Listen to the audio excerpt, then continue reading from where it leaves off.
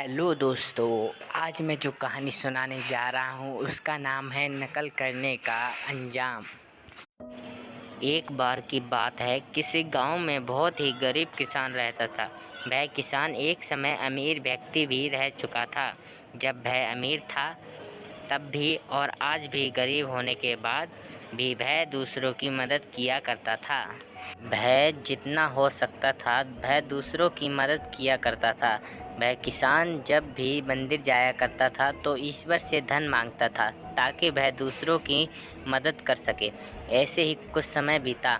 एक दिन किसान ने एक सपना देखा कि अगले ही दिन तुम्हारे घर पर एक साधु आएंगे।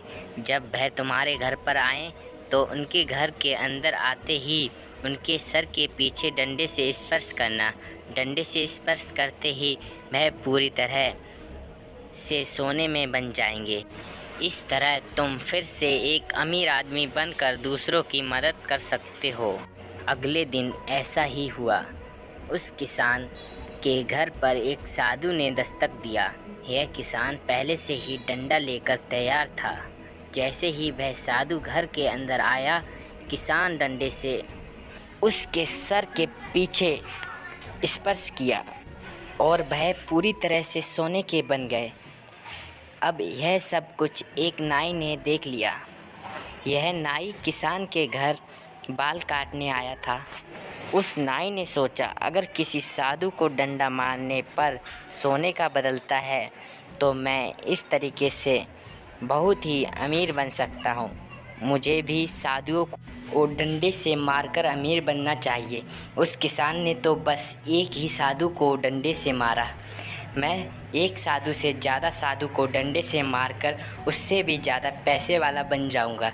यह सोचकर नाई ने कुछ साधु को अपने घर पर भोजन और दान के लिए बुलाया। साधु भी परेशान थे कि जो नाई हमें कभी कुछ भी दान नहीं दिया, आज वह भोजन भी खिलाएगा और दान भी देगा। वैसे भी वह सभी साधु नाई के बताए समय पर नाई के घर पहुंच गए।